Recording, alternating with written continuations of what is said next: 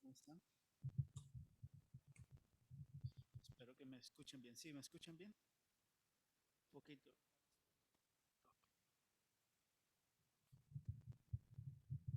Ahí está, ¿verdad? Ahora sí. De todas maneras, estamos cerca. Así que nos podremos escuchar de una o de otra manera. Pues feliz sábado para todos. Vamos a otra vez, como siempre, lo hemos hecho sábado tras sábado, abrir la palabra de Dios, compartirla a todos juntos. Ay, no se escucha nada. ¿No la escucha?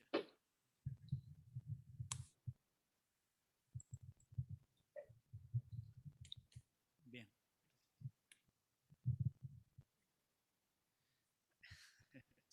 Vamos a inclinar nuestro rostro, los que estamos aquí, Se escucha. que están en Zoom, también por favor nos ayudan. Que puedan postrarse de rodillas en casa, también lo hacen. Y si no, inclinamos nuestro rostro y oramos para que podamos compartir el estudio de esta mañana. Oremos. Señor nuestro Dios, bendito y alabado sea tu santo nombre. En esta hora, Señor, te agradecemos el que estés con nosotros.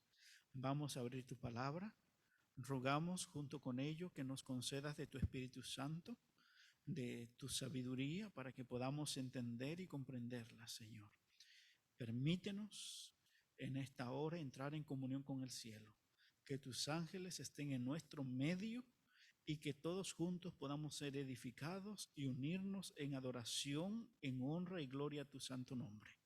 Lo rogamos en el nombre y por los medios de nuestro Señor Jesús. Amén. Amén. Eh, Mientras entonábamos nuestro himno inicial, que yo sé que es un himno muy conocido, eh, cuando estaba buscando los signos, de hecho soy muy malo para buscar los signos en cuanto a los temas. Alguien que le agradecía eso, que lo hacía muy bien, era la hermana Gladys. La hermana Gladys tenía ese, por eso siempre que yo predicaba, yo le decía, hermana Gladys, mientras yo estoy predicando, usted búsqueme el himno con el que vamos a terminar. Y ella lo hacía. De paso, gracias a nuestra hermana Gladys, quizá debe estar en Zoom escuchando el tema de esta mañana. Nos hace falta. Eh, pero el Espíritu Santo dirige. Y como siempre les he mencionado, nuestros himnos, nuestras alabanzas a Dios no pueden ser himnos cualquiera. No podemos elegir o coger un himno tan vagamente o tan ligeramente. Nuestros himnos son oraciones que nosotros elevamos a Dios. Y no solamente cuando los elegimos, sino que cuando los cantamos, debemos de estar pensando en lo que estamos cantando. No sea que estemos cantando cosas que no creemos o que estén en relación con nuestra doctrina. Este es un himno muy maravilloso. El título es Todo en el altar y comienza haciendo una pregunta. ¿Anhelaste la paz y crecer en la fe? Lo que estamos aquí, ¿anhelamos la paz? ¿Anhelamos crecer en la fe? ¿Anhelas obtener bendiciones? Luego está allí la respuesta. Todo esto tendrás. ¿Cuándo? ¿Cuándo obtendremos todo esto? Cuando rindas tu ser por completo a Jesús en su altar. ¿Cuándo qué? Cuando rindas tu ser por completo a Jesús en el altar. El problema es que nosotros queremos bendiciones, queremos paz, queremos crecer en nuestra fe o tener más fe, pero no queremos dejarlo todo en el altar. Queremos darle a Dios lo que nosotros pensamos que deberíamos de darle.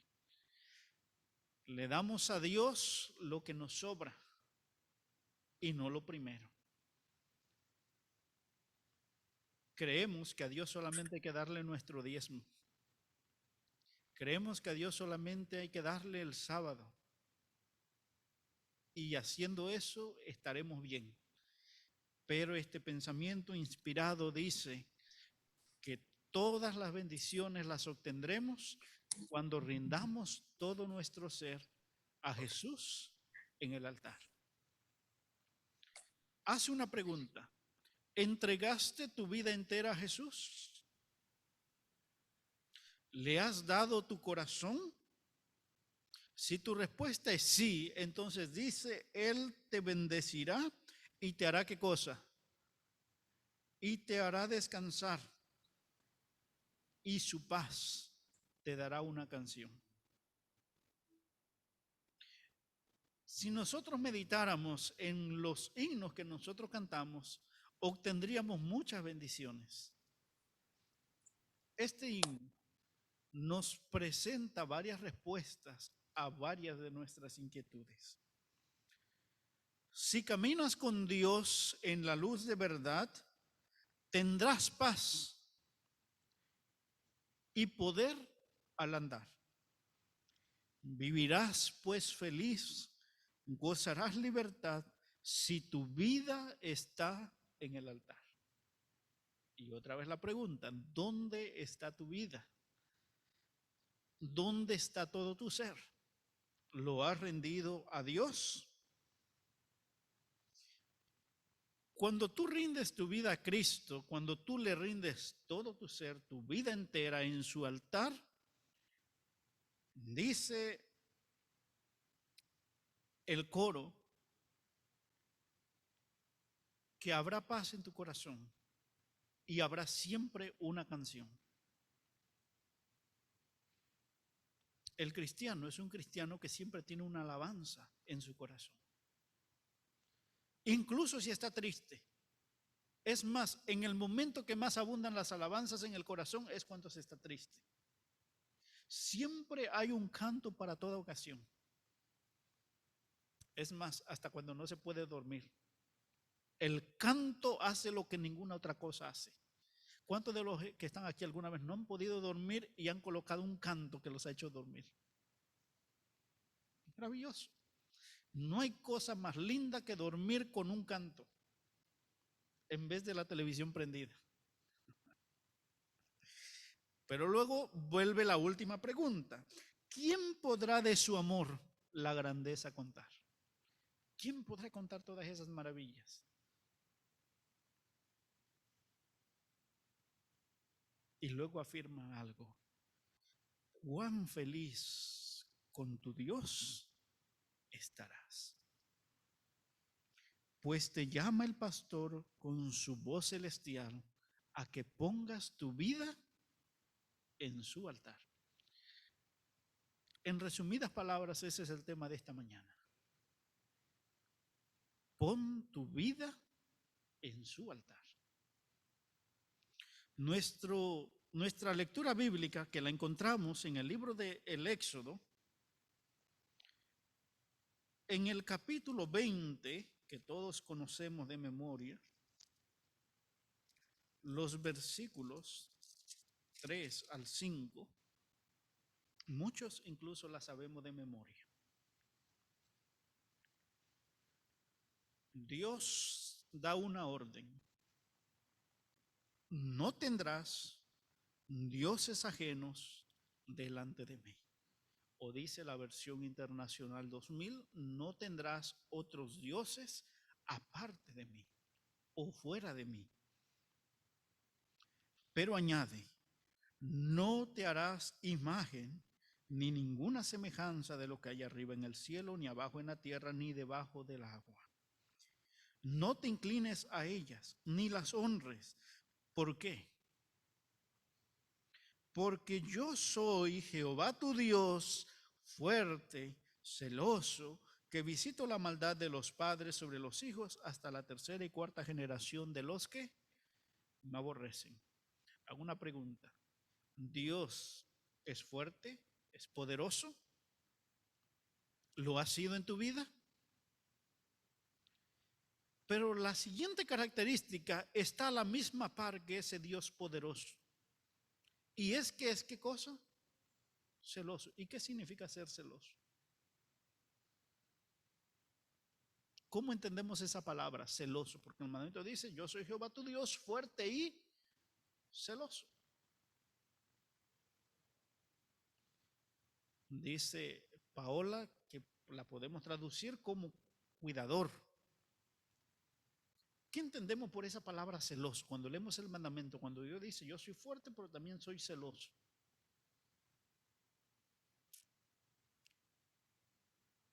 Los matrimonios. ¿Considera a su esposo o su esposa celosa? ¿Por qué?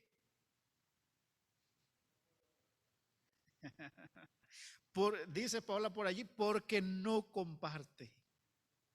Esa es una buena traducción. ¿Porque no qué cosa? Porque no comparte. ¿Y qué es lo que Dios no comparte?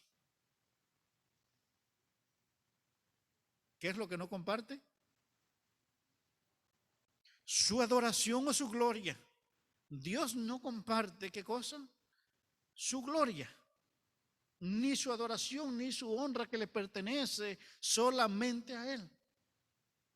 Cuando Dios está diciendo, yo soy un Dios fuerte y soy celoso, anteriormente ya te dijo que no te hagas qué cosa? Dioses. Que ni siquiera pienses en hacerte alguna imagen de ellos.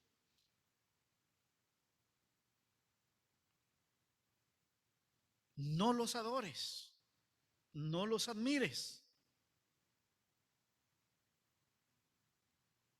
Hace un tiempo, mientras hablaba con un sacerdote, él decía, no, pero es que nosotros no adoramos las imágenes. Nosotros las respetamos, las veneramos, pero no las adoramos.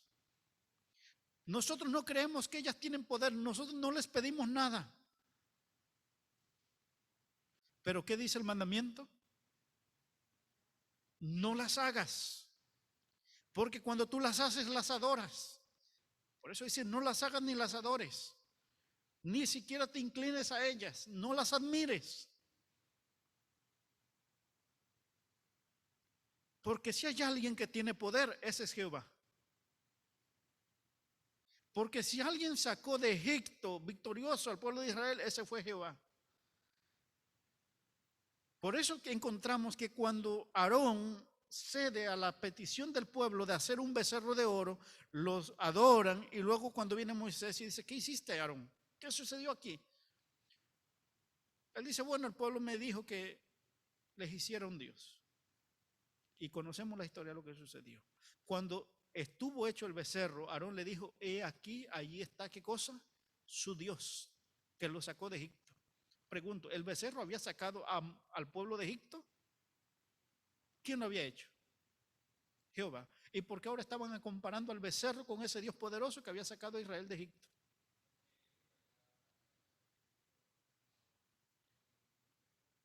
Primer pecado, se hicieron una imagen. No lo hagas, ni de arriba ni de abajo, ni de la tierra ni debajo de las aguas siquiera, no la hagas. Y ellos lo hicieron. La consecuencia la adoraron. Cuando el ser humano se hace una imagen de cualquier cosa que sea, incluso si no está el mandamiento, dice, ni de las cosas que están ¿a dónde? Arriba en el cielo. No las hagas, porque las vas a querer adorar. ¿Y cuál es el problema si nos hacemos una imagen de Dios? ¿Cuál es el problema? Al final es de Dios. Número uno, no lo hemos visto. Segundo, Dios es espíritu. Y los que le adoran es necesario que lo adoren ¿cómo? Y a tales adoradores el Padre busca que lo adoren. Podemos llegar a una conclusión. Yo adoro según lo que creo. ¿Por qué nosotros no tenemos imágenes?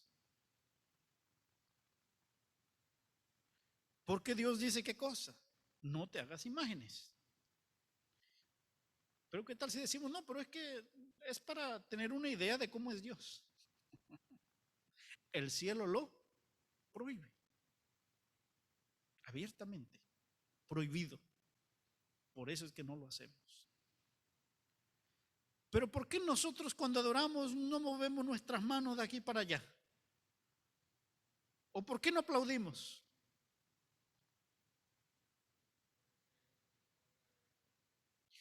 Porque dice Habacuc 2:20, estamos en la casa de Jehová y calle delante de él, ¿cuántos? Toda la tierra. Y dice Primera de Corintios, cuando hagáis algo, hacedlo, ¿en qué? En reverencia. Porque Dios es un Dios de qué? Un Dios de orden. Cuando en la iglesia se desarma el desorden, yo estoy deshonrando ¿a quién? Deshonrando a Dios. ¿Y Dios es cómo? Es fuerte y es celoso. Pero no solamente eso. El mandamiento dice, visito la maldad. ¿Qué es lo que Dios hace? O a Dios no se le pasa por alto. Por eso Pedro dice que a veces somos como los perros. Y es una expresión fuerte, pero Pedro así lo dice.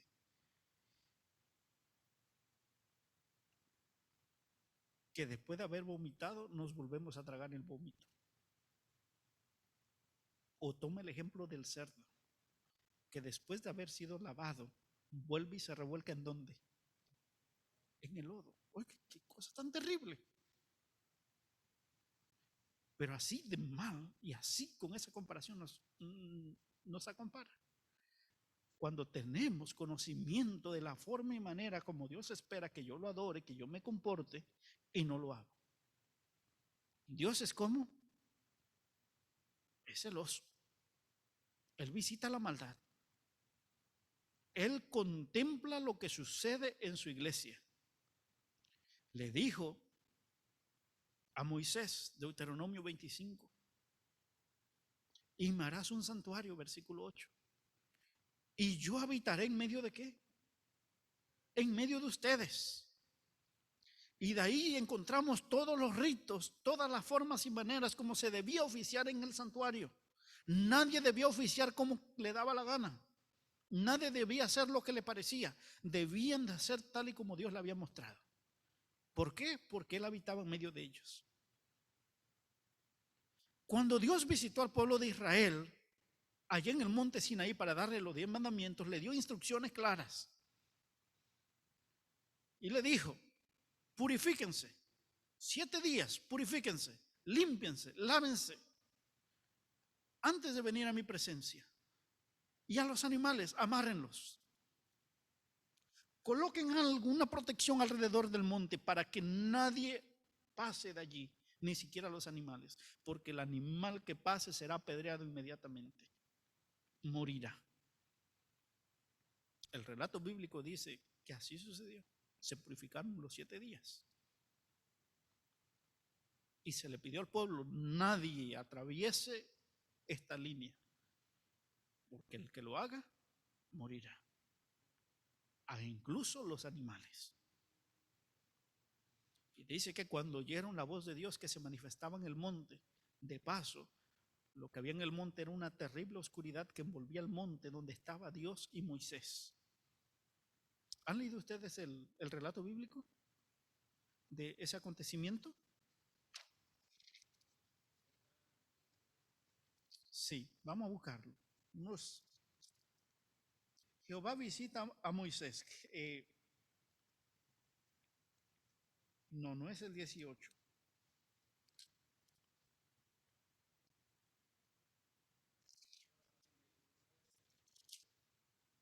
Correcto, Israel llega a Israel. 19. Vamos a leer versículo 10. Y Jehová dijo a Moisés, ve al pueblo y santifícalos hoy y mañana, que laven sus vestimentas y estén preparados para el tercer día, porque el tercer día descenderé a la vista de todo el pueblo sobre el monte Sinaí. Señala límite alrededor del monte y diles, quedaos o guardaos, no subáis al monte ni toquéis su límite. El que toque el monte de seguro morirá. Ninguna mano lo tocará, porque si no será ¿qué cosa? Apedreado o asaeteado. Sea animal o sea hombre, no vivirá. Cuando el cuerno suene, largamente se acercarán al monte.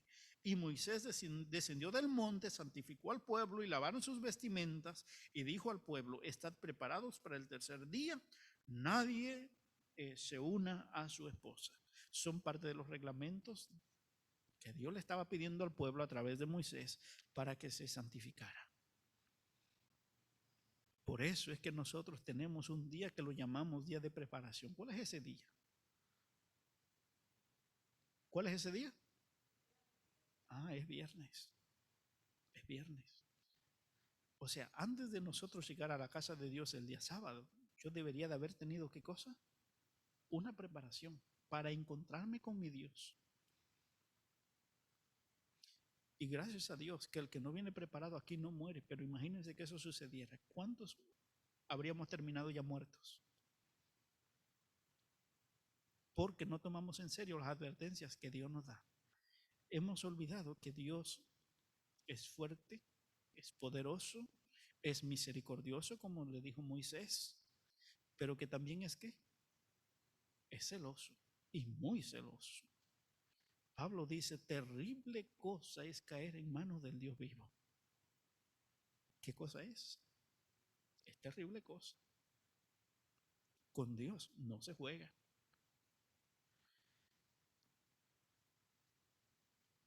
Entrega todo al altar. Deja tu ser entero en el altar. Nuestra adoración, nuestra vida, siempre hará algo. ¿Honrará a Dios o lo deshonrará?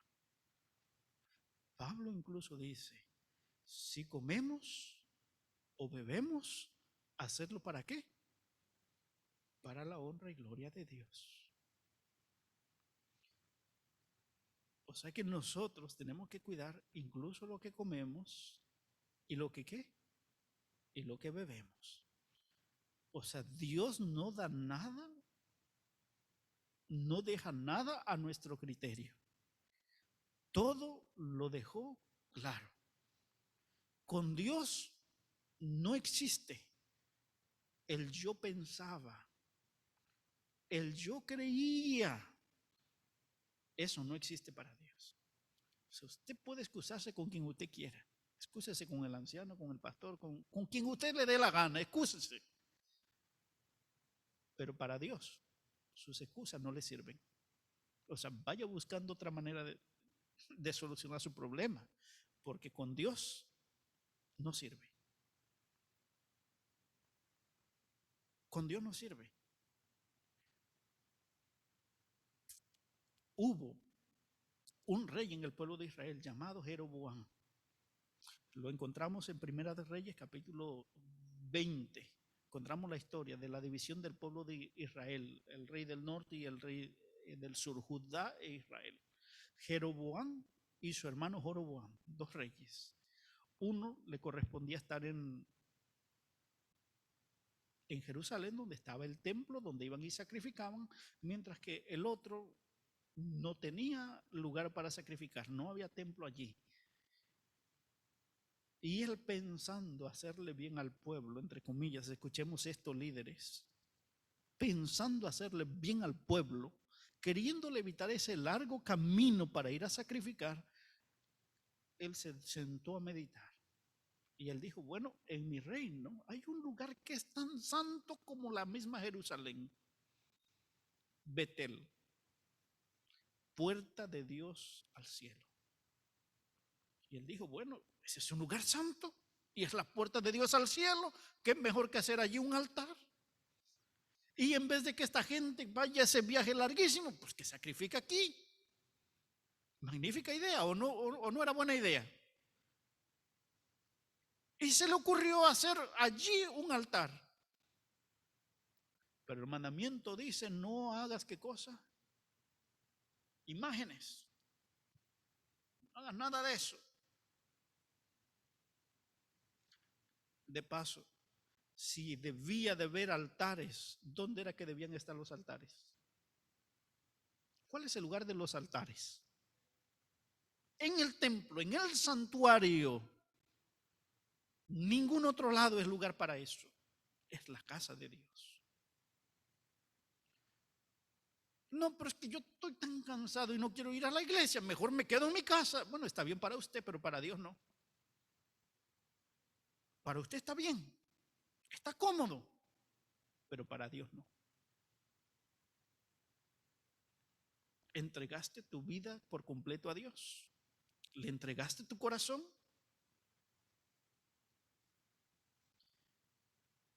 A él se le hizo muy fácil y hacer un altar en un lugar donde no debía estar y donde Dios no la había mandado. E hizo un altar. Y junto a eso hizo también un becerro de oro.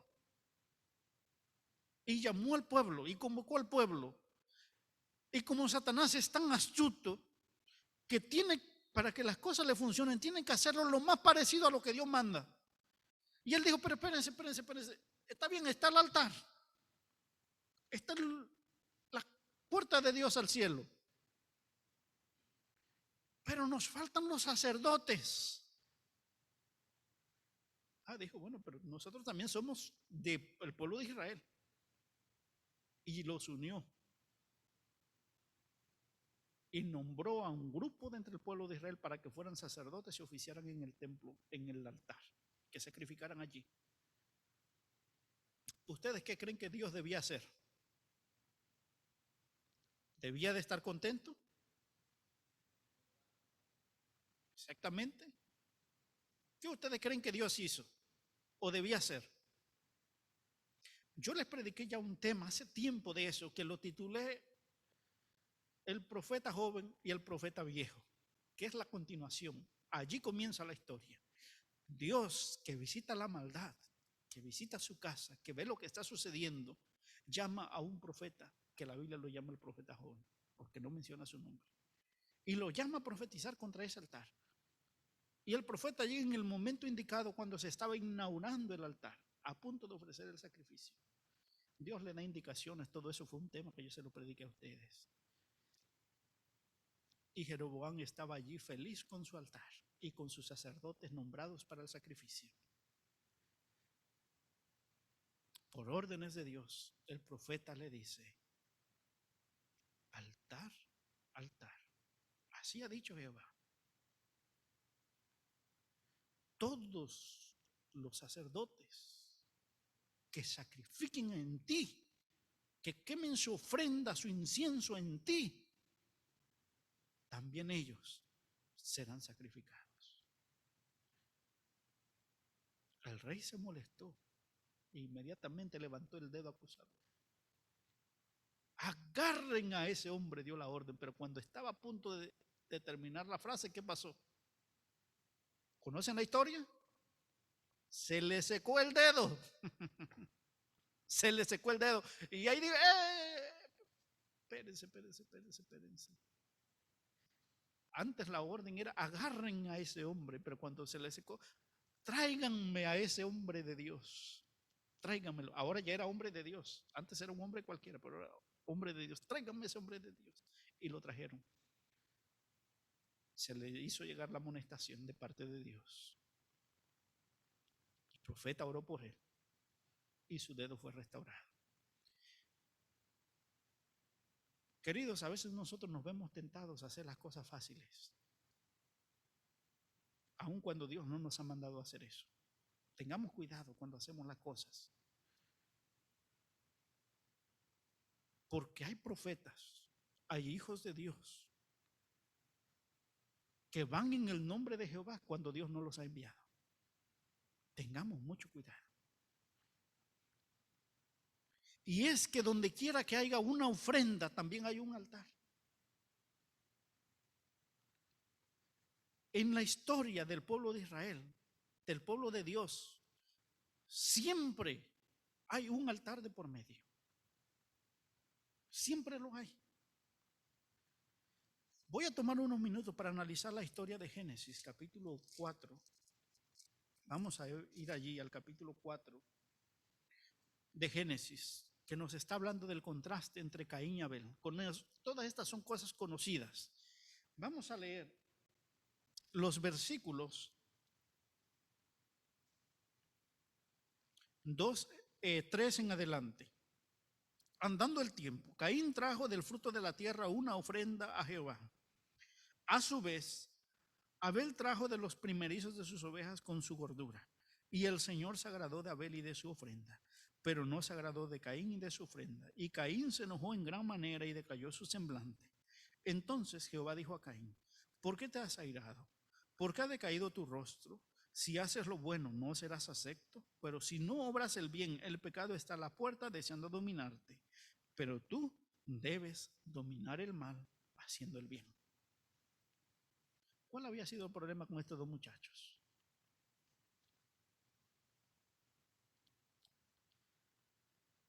¿Qué habían traído? ¿Habían traído qué cosa? Ofrenda. Andando el tiempo, ellos trajeron su ofrenda. Primero vino Caín y luego se le unió Abel.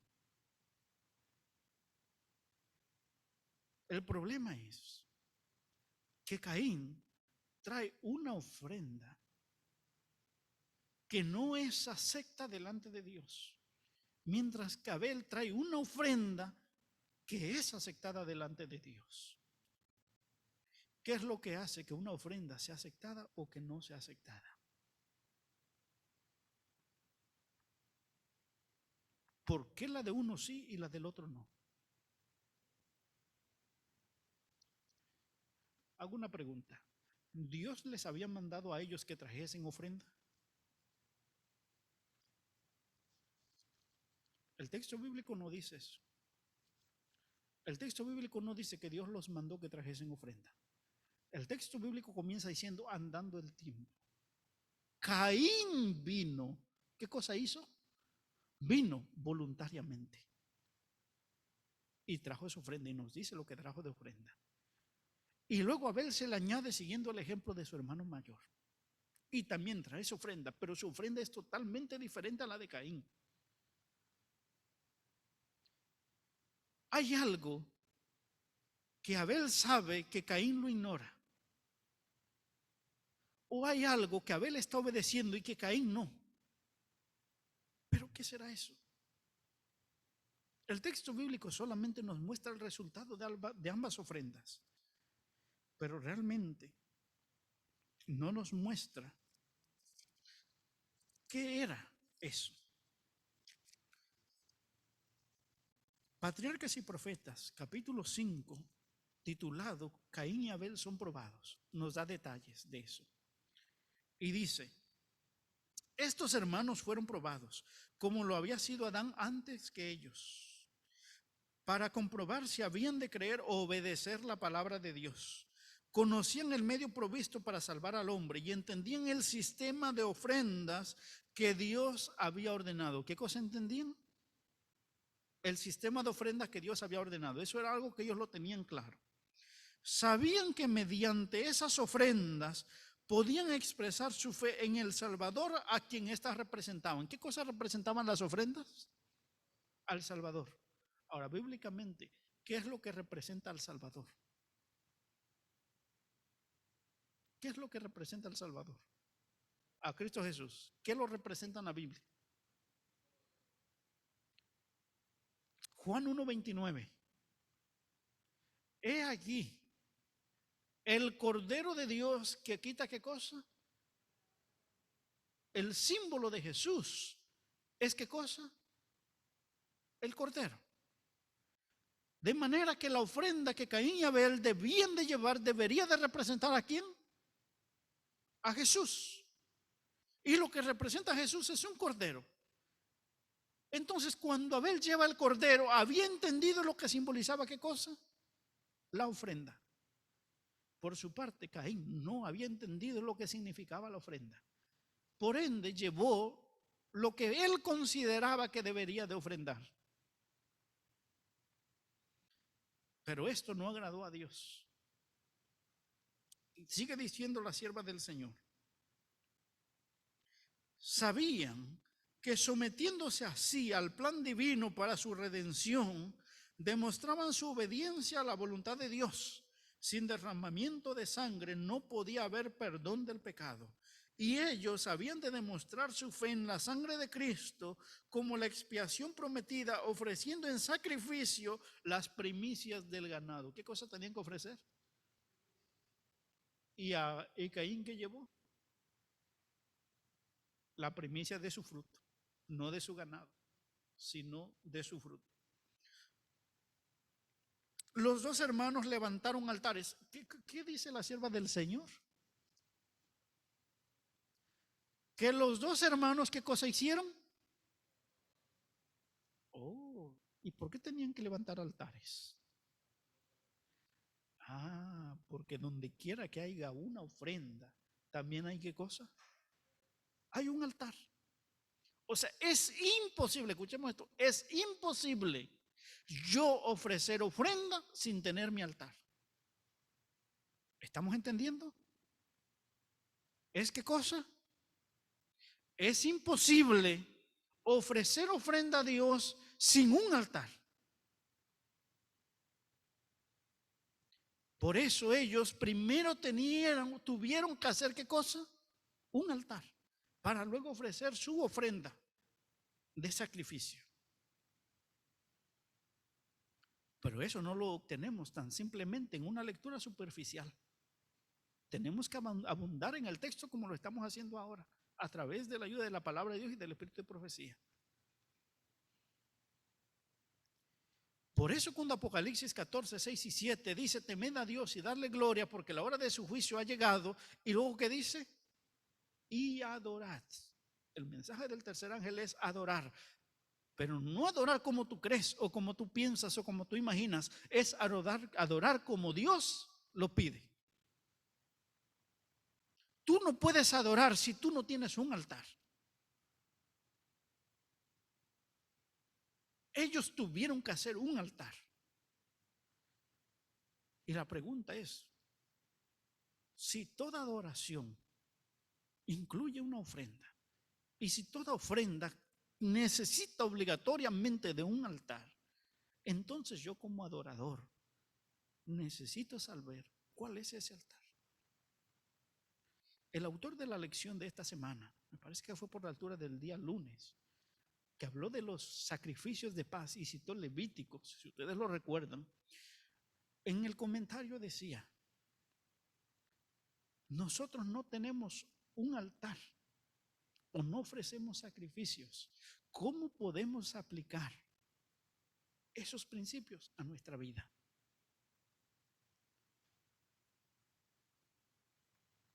Aunque para el autor de la lección nosotros no tenemos un altar, la palabra de Dios dice que si yo tengo un altar y usted tiene un altar, porque si usted no tiene un altar, entonces usted no es un adorador.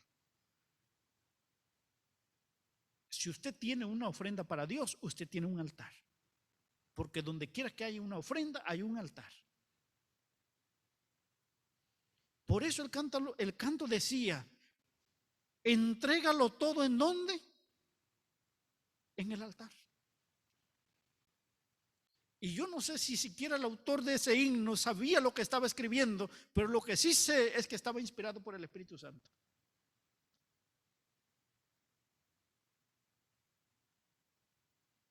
¿Dónde está mi altar? Mi altar es tan importante como mi ofrenda. La sierva del Señor continúa diciendo que ellos hicieron un altar. Y luego dice que sus altares eran semejantes. ¿Qué cosa eran?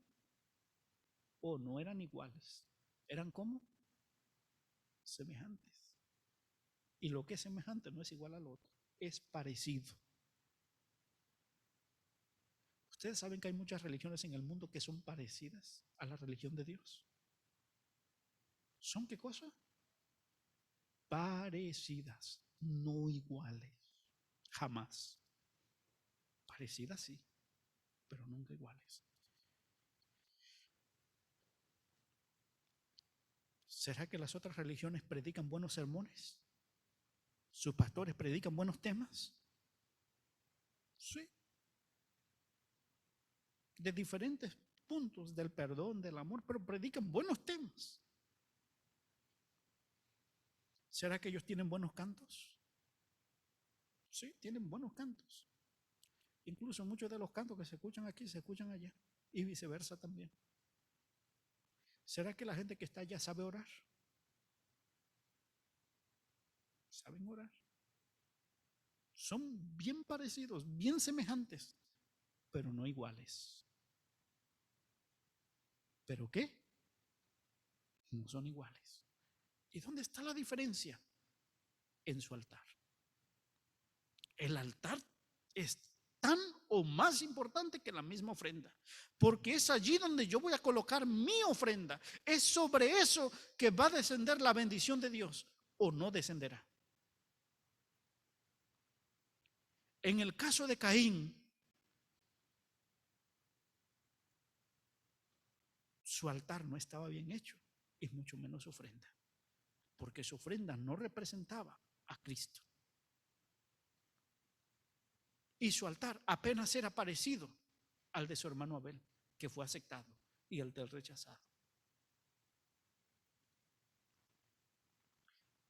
Hemos escuchado mucho sobre las ofrendas, sobre los sacrificios, pero ¿qué del altar?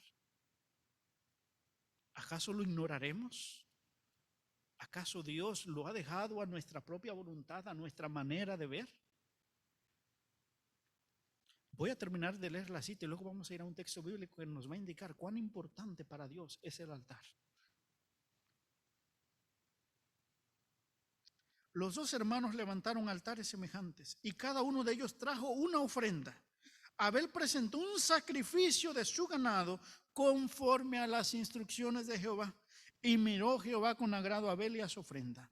Descendió fuego del cielo y consumió la víctima.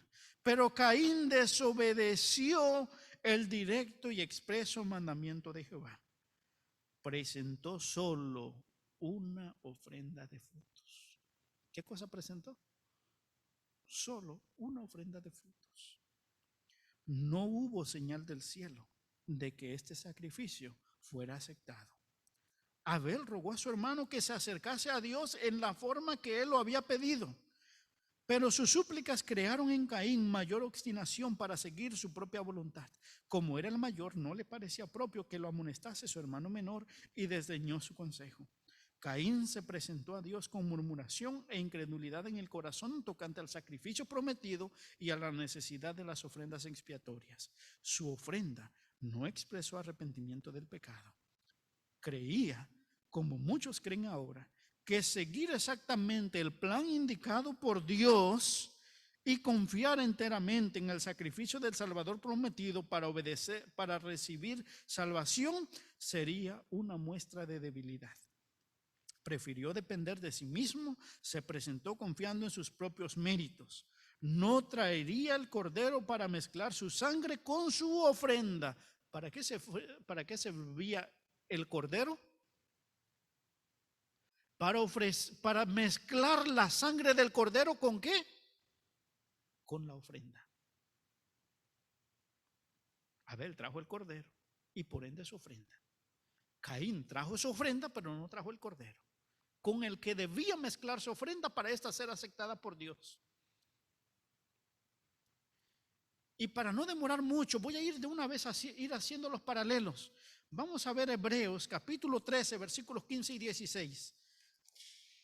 Hebreos capítulo 13, versículos 15 y 16, por favor, el primero que lo encuentre. Hebreos capítulo 13, versículos 15 y 16. ¿Alguien lo encontró?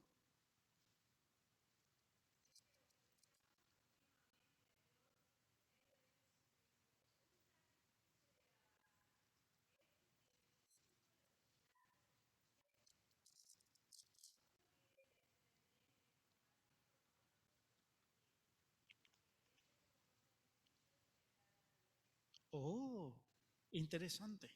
Dice el apóstol Pablo que nosotros, ¿por medio de quién? El Cordero. Por medio de Jesús, ¿qué debemos hacer? ¿Debemos qué cosa hacer? Un sacrificio de qué? De alabanza. En pocas palabras, un sacrificio que honre y glorifique a Dios. Ofrezcamos siempre a Dios sacrificio de alabanza, fruto de labios que confiesan ¿qué cosa? Su nombre. No os olvidéis de hacer el bien y de ayudaros mutuamente, porque tales sacrificios agradan a quién? Yo tengo un sacrificio que ofrecer, ¿sí o no? Sí. Tengo mi cordero que es Cristo y tengo mi ofrenda, que es el fruto de mi trabajo, que era la parte que llevó Caín, los frutos. ¿Él era qué cosa? Agricultor, y llevó frutos, pero se olvidó del cordero con el que debía de mezclar su ofrenda para ser aceptada. Ahora entendemos por qué la ofrenda de Caín no fue aceptada.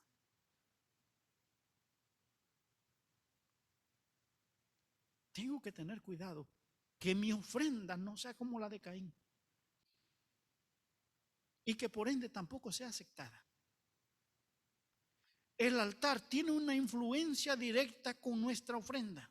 Mi altar afecta mi ofrenda. Puede ser que mi ofrenda sea la correcta, pero si mi altar no está bien hecho, no es aceptada. O si mi altar está bien hecho, pero mi ofrenda no es la correcta, no es aceptada. Dice la sierva del Señor, o hago exactamente lo que Dios me pide, o entonces hago lo que yo creo que es mi propia voluntad. Pero cuando viene la aprobación de Dios, simplemente es desechada. Vamos a ver un texto bíblico que nos muestra algo en cuanto al altar. Éxodo capítulo 20.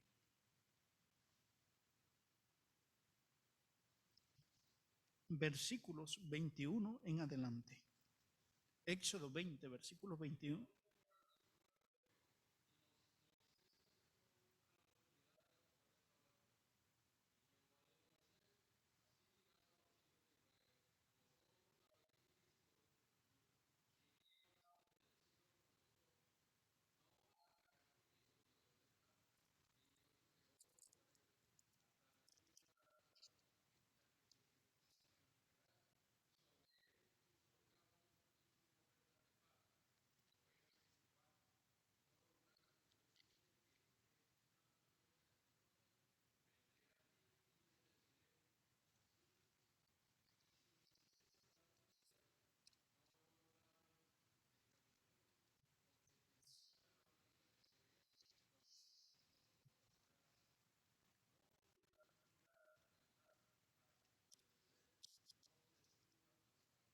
Amén.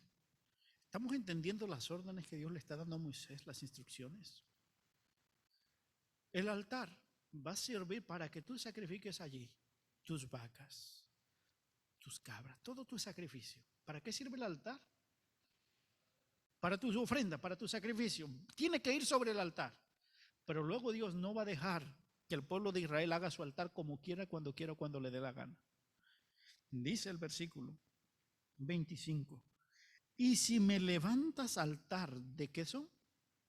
De piedras. ¿No qué? No lo labres de cantería, porque si alzas herramientas sobre él, lo profanarás.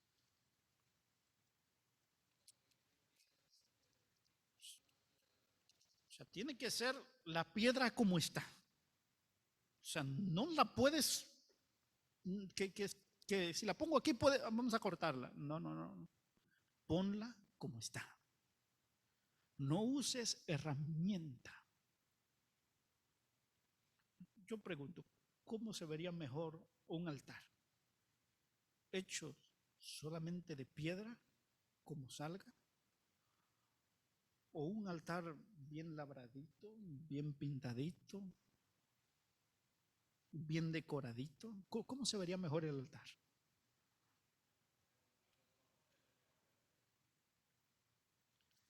Para el hombre es mejor un altar bien, por ejemplo, en este momento este es un altar, ¿sabían ustedes?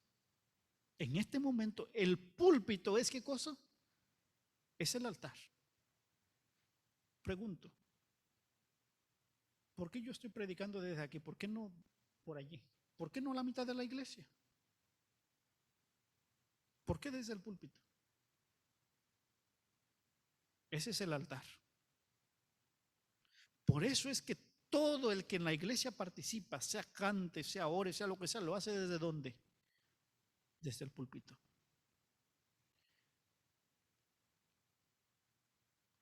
Estoy tratando de que el pueblo de Dios sea instruido y haga las cosas como Dios lo pide, no como nosotros queremos. A más de uno, yo sé que este tema le está pareciendo aburrido y hasta le está dando sueño. Parece feo, como el altar que Dios pidió. No lo labres. No lo moldees a tu manera, como está. No material humano, no herramienta humana, como está, así.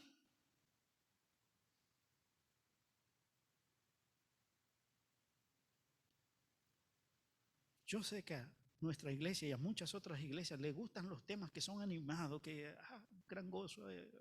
Algunos predicadores hasta se ponen a dar brinquitos desde el púlpito.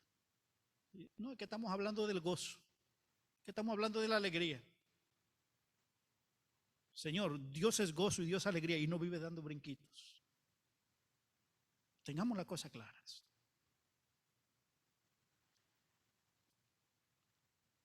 Dios tiene sus cosas en orden. Entonces, cuando Dios dice, háganme eso, es así. Queridos, si algo nos ha mostrado la palabra de Dios, es que la única manera de hacer las cosas malas es apartándonos de Él. Cuando los discípulos hablaban de cosas malas, de cosas que a ellos les interesaba, se alejaban de Cristo. Cristo iba para allá adelante y ellos atrás hablando. Escuchemos esto, queridos hermanos. Hace un tiempo hubo una conversación que se llevó a cabo en nuestra iglesia y era sobre la participación de las personas en nuestra iglesia. Como dicen algunos, sea para el simple hecho de leer un texto bíblico como la lectura bíblica, que a veces, ¿por qué lo hacemos? Especialmente ahora en estos tiempos de pandemia. Llamamos a una persona y venga, ayúdeme a leer un texto bíblico. No, usted venga y téngame la oración. ¿Y por qué? No, para que todos participen. Y está bien que todos participen. Pero déjenme decirles, en el pueblo de Israel no participaba todo el mundo. ¿Cómo dije? No participaba todo el mundo. No, Señor. Participaban los que se habían santificado, los que Dios los había llamado. Incluso si leemos detenidamente, cada uno de los artífices que labraron algunos de los muebles que había en la iglesia o en el santuario, el texto bíblico dice que primero Dios los llenó de su Espíritu Santo y les dio espíritu de sabiduría. O sea, no eran cualquiera. Pero hace tiempo surgió esa conversación aquí en nuestra iglesia, específicamente sobre los niños bautizados y no bautizados.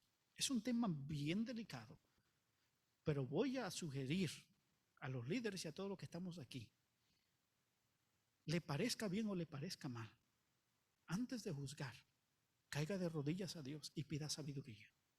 Asegúrese que lo que usted está diciendo y pidiendo está de acuerdo a la voluntad de Dios. Soy bien fuerte, pero no soy yo, es la palabra de Dios.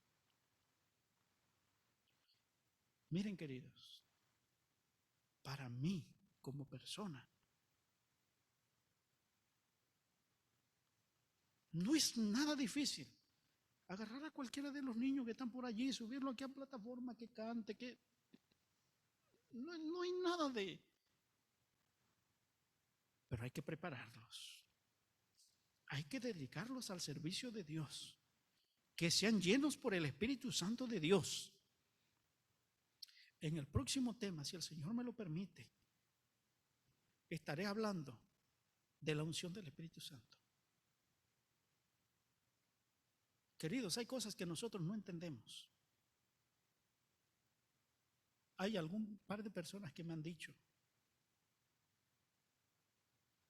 cuando tú predicas te desconocemos, eres una persona totalmente diferente. Hay algo que te transformas. Yo lo tomo con amor y agradezco. Pero yo mismo no había entendido eso, no entendía por qué. Hace algún par de semanas, algunos de los hermanos que estuvieron aquí predicando, alguna de ellas hablaba sobre el comentario de la escuela sabática, que le tocó la escuela sabática. Y decía, no, es que la predicación es lo más fácil. O sea, predicar no lleva ninguna, no es cosa del otro mundo. O sea, cualquiera puede. Y yo digo, para los hombres, en verdad es cosa sencilla. Porque toman la predicación como la cosa más fácil que hay en este mundo, como la cosa más común y corriente. Hacen lo que hacen los alumnos en la escuela. Agarran un libro, sea de matemáticas, de historia o lo que sea, y se ponen a leerlo. Y entonces hacen un resumen de lo que leyeron. Y entonces ese es su examen. Ahora, eso funciona en la escuela, pero con las cosas de Dios eso no sirve. Con las cosas de Dios o usted se consagra o no haga nada. En la iglesia no estamos para compartir conocimiento, estamos para compartir palabra de Dios. Y si usted no está dispuesto a pasar noches de oración, pidiendo y suplicando para que Dios envíe palabra a la iglesia, mejor no predique. No le pierda el tiempo a nadie. Por eso Santiago dice, es mejor que ninguno de vosotros haga maestros, porque es una piedra de tropiezo. Yo no desearía ser lo que soy, pero se lo debo a Dios. El Señor me ha usado por mucho tiempo y le agradezco y le alabo. Y he visto las cosas maravillosas que Dios ha hecho conmigo.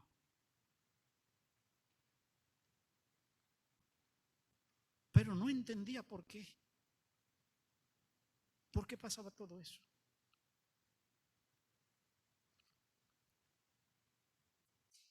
Hasta que yo mismo se lo pregunté. Y dije, Señor, ¿por qué eso? Hay algo aquí que yo no entiendo. Hay algo que no entiendo el por qué. Hasta hace unos días, trabajando e investigando para este tema, el Señor me dio la respuesta a eso. Y se los voy a compartir en el próximo tema. Porque todos los que estamos aquí necesitamos del poder del Espíritu Santo. Por eso es que mi tema no puede ser como cualquier otro tema. Yo no puedo coger cualquier texto de la Biblia y desarrollarlo.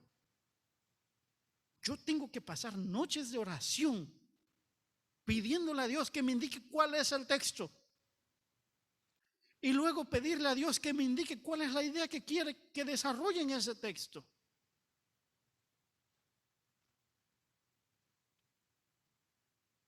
Paso mucho tiempo orándole a Dios y pidiéndole a Dios que me muestre cuál es el texto, cuál es el tema a tocar.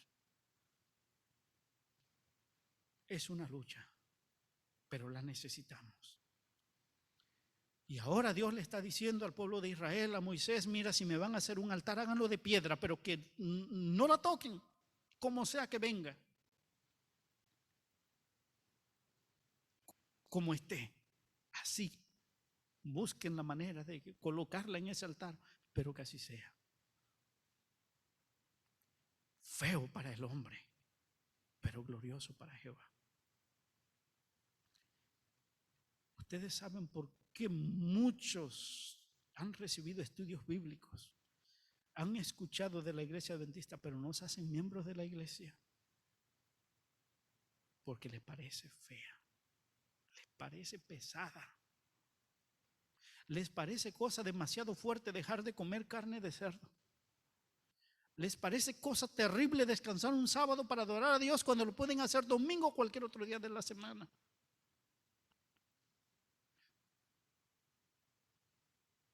Para muchos les parece cosa pesada dejar de tomar café y tomar Coca-Cola y todas esas cosas que viven destruyéndonos.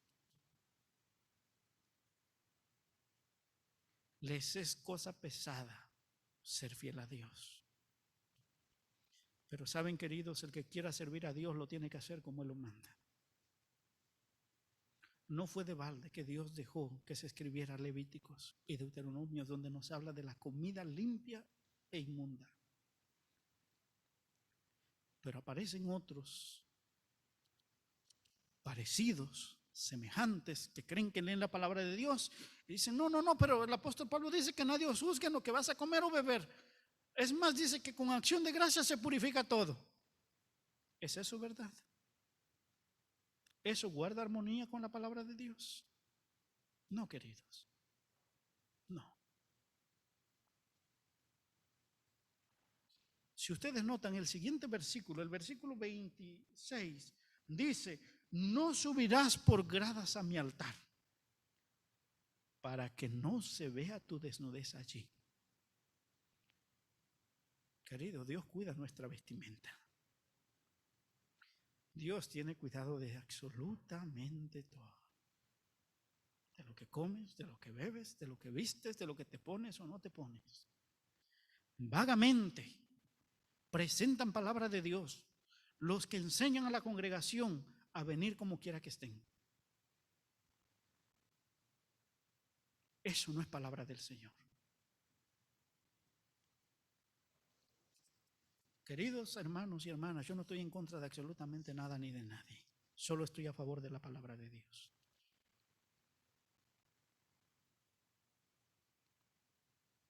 Hace un tiempo, el año pasado, hubo un tema que vino a colación a nuestra iglesia.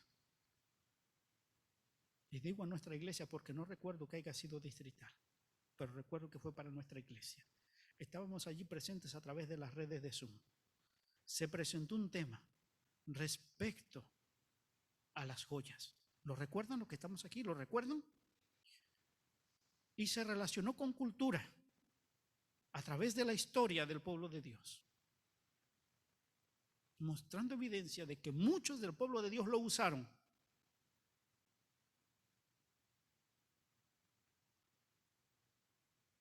Pero ¿qué del Señor? ¿Qué de la aprobación o desaprobación de Dios? Voy a terminar con esto. Esto va a ser lo último que voy a presentar en esta mañana. Y por favor, nadie se sienta mal. Tómelo como oración. Pregunte a Dios si eso es así y haga los arreglos que tiene que hacer. Y hablo de eso porque ese es un mal que lo he visto en esta iglesia.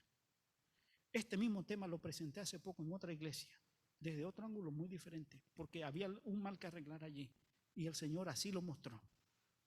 Y aquí hay otro mal que también hay que arreglarlo. Lo necesitamos. Y si queremos honrar a Dios con nuestras vidas, tenemos que hacer lo que Jehová dice. Dice este texto, aparte de que Santiago capítulo 4 y versículo 4 dice, oh almas adúlteras, ¿no sabéis que la amistad con el mundo es enemistad contra quién? Contra Dios. Mi vestimenta, mi forma de ser, dice mucho de quién yo soy. Primera Timoteo, capítulo 2, versículos 9 y 10. Primera de Timoteo, capítulo 2, versículos 9 y 10.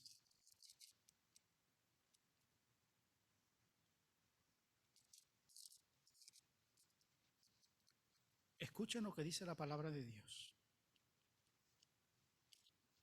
También que las mujeres se atavíen con ropa decorosa. ¿Que se atavíen cómo? Es decir, Dios no está en contra de que se atavíen, pero que se atavíen con ropa decorosa, que se vistan bien, presentables. Como decía nuestra hermana Gladys ayer, si vamos a hacer obra misionera, vayamos bien presentados. Somos hijos de Dios. Bueno, ese es el consejo de la palabra de Dios. También que las mujeres se atavíen con ropa decorosa, con pudor y modestia, no con peinados ostentosos. Y luego, ¿qué dice? Ni con oro, ni perlas, ni vestidos costosos, sino con buenas obras, como corresponde a mujeres que profesan ¿qué cosa? Que profesan piedad. Queridos hermanos y queridas hermanas, aquí yo no tengo lugar para interpretar nada. El texto bíblico claramente lo dice. No usen esto. Y dentro de eso está el oro, están los peinados ostentosos, está la vestimenta, la moda, y también están las perlas o los adornos. Pero para que no haya por allí alguien que piense que estoy interpretando el texto bíblico a mi manera o como a mí me parece o como yo lo entiendo, vamos a echar mano del espíritu de profecía. Que el espíritu de profecía nos aclare ese texto, no otro, no cultura, no tradición, voluntad de Dios. Voy a leerles esta cita.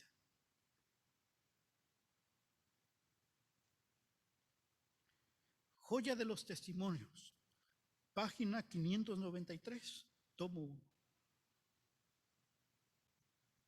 La sierva del Señor va a comentar y va a explicar el texto que acabo de leer de 1 Timoteo 2, 9 y 10. Escuchen lo que dice la sierva del Señor. ¿No tienen nuestras hermanas suficiente celo y vida moral para colocarse sin excusa de parte de la Biblia? El apóstol dio indicaciones muy explícitas. ¿Qué cosa hizo el apóstol Pablo? Dio indicaciones muy explícitas, o sea, no las puedes interpretar de otra manera acerca de este punto. Y luego dice cuál es el punto.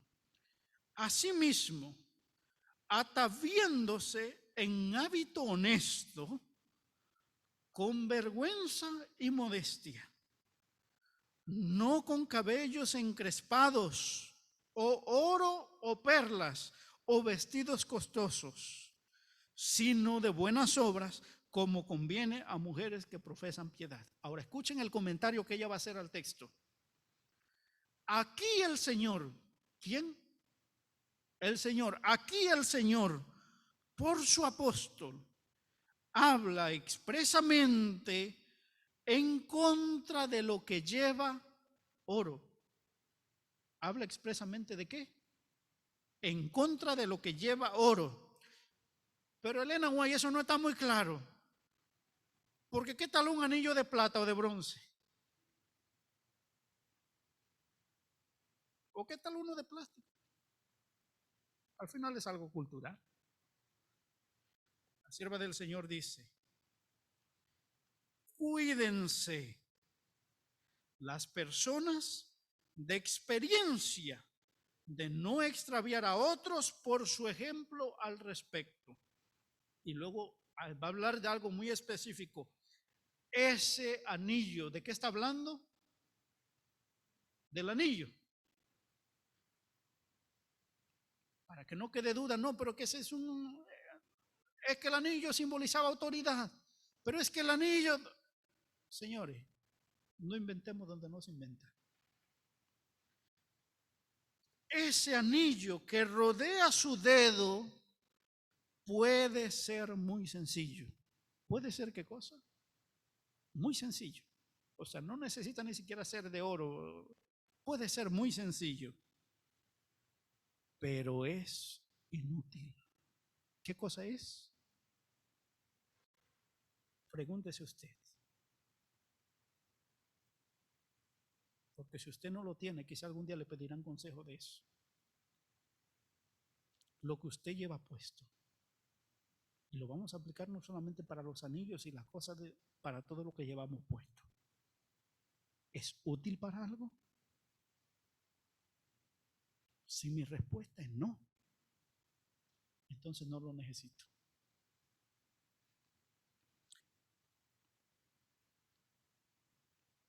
Ese anillo que rodea su dedo puede ser muy sencillo, pero es inútil.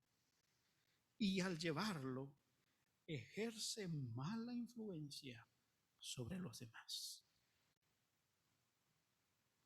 ¿Está clara la cita? Pesémoslos en la balanza del escrito está. Que sea Jehová quien dirija nuestro vestir, nuestro vivir y nuestra manera de adorar.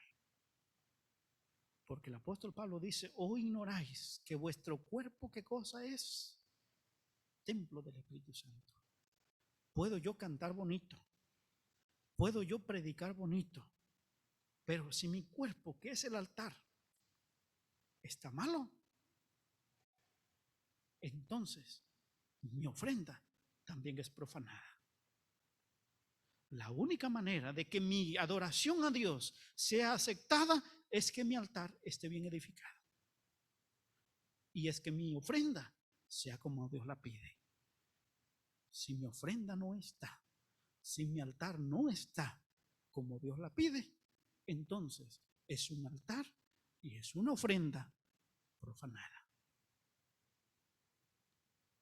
Que Dios nos ayude, nos dirija en la preparación para su venida. Procuremos todos la santidad, porque sin la cual nadie verá al Señor. Yo quiero ver a mi Señor. ¿Y usted lo quiere ver? Yo quiero adorar al Creador del cielo y la tierra.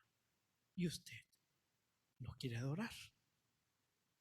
¿Como Él lo pide o a su manera? Queridos, es tiempo de cuestionar nuestras formas y maneras de adorar, nuestra forma y manera de vestir, comer e incluso dormir. Que Dios añada sabiduría y que el Espíritu Santo siga dirigiendo nuestra vida mientras estamos en este mundo.